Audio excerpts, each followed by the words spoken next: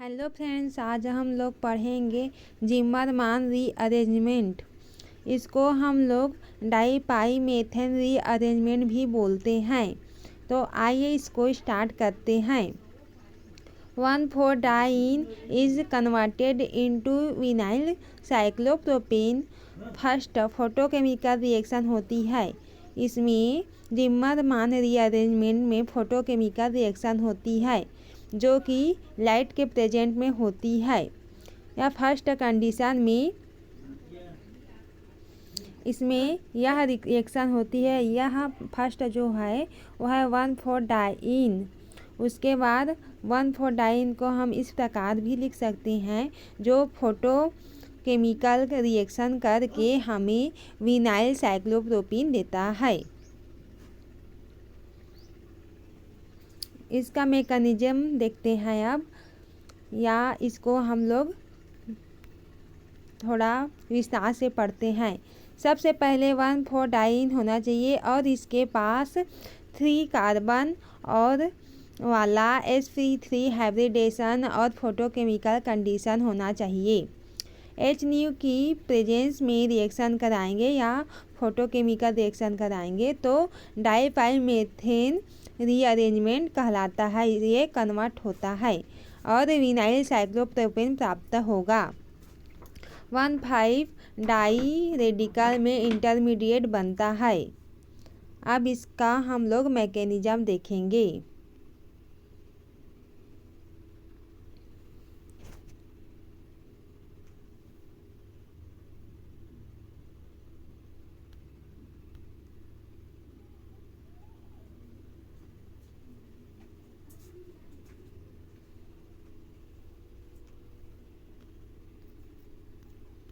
आइए इसका हम लोग मैकेनिज्म देखते हैं।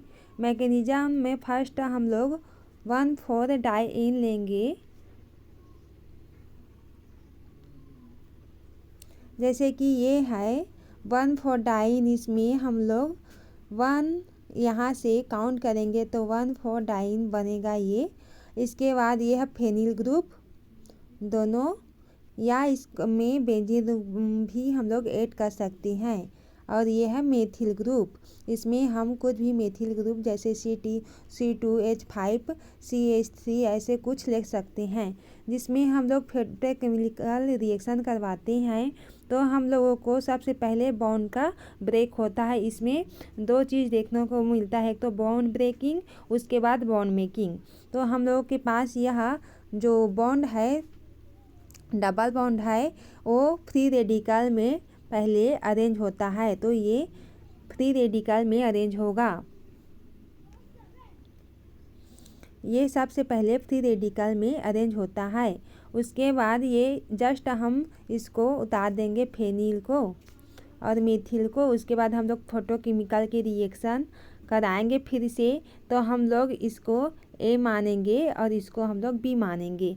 तो फर्स्ट जो फेनिल है, यहाँ पर फेनिल ग्रुप या बेंजीन ग्रुप, ये दोनों सबसे पहले फ्री रेडिकल यहाँ पर जो है यहाँ पर से टूट जाएगा। उसके बाद यहाँ से हम लोगों को, जैसे कि ये A है, तो A जो यहाँ पर जो 2 यहाँ पर है, ये बॉन्ड जो था वो फ्री रेडिकल में कन्वर्ट हुआ। और ये B, तो फ्री रेडिकल जो है या इस तरह से भी हम लोग लिख सकते हैं। यहाँ पर मेथिल, दोनों मेथिल, और यहाँ पर फेनिल।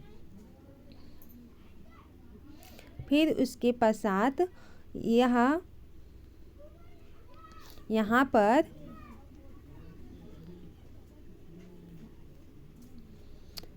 पर होता है कि मेथिल जो है यहाँ पर जो कन्वर्ट हो गया, उसके बाद मेथिल जो यहाँ पर रेडिकल के रूप में है, उसके बाद जो फेनिल है ये इस प्रकार से कन्वर्ट हो जाएगा। फिर फोटोकेमिकल रिएक्शन होगी जिसमें हमें साइक्लोप्रोपेन प्राप्त होगा। साइक्लोप्रोपेन में ये वाला जो है हमें साइक्लोप्रोपेन प्राप्त होगा। इसको हम लोग यहाँ पर से जो है इसको पूरी तरह से जो है ये ऐसे करके पूरी तरह से ये साइक्लोप्रोपेन ऐसे करके बन जाता है क्योंकि ये बॉन्ड का फॉर्मेशन कर लेता है। अब आइए इसको हम कैसे किए हैं उसको देखेंगे। ये कंसर्टेड रिएक्शन है। ये रिएक्शन स्पेसिफिक है। कार्बन नंबर 1 और कार्बन नंबर 5 में रिटेंशन होता है। C3 नंबर कार्बन पर इन्वर्जन हो रहा है। इस रिएक्शन की एफिशिएंसी होती है सब्सटेंस के नेचर पर डिपेंड करता है। रिएक्शन का नेचर प्रोडक्ट नेचर सेम होगा, मतलब जो रिएक्टेंट का नेचर होगा वही प्रोडक्ट नेचर प्राप्त होगा।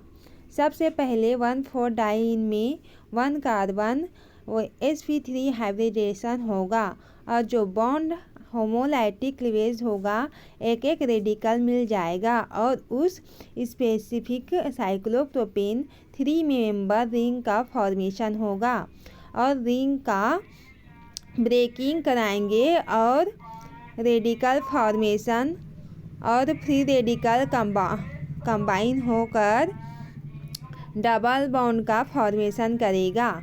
मतलब यहाँ पर जो रिंग बनता है वो रिंग का पहले फॉर्मेशन होगा तो यहाँ पर हम लोग को फ्री रेडिकल प्राप्त होगा और फिर फ्री रेडिकल दोनों आपस में कंबाइन होकर हम लोग को डबल बॉन्ड का फॉर्मेशन करेंगे।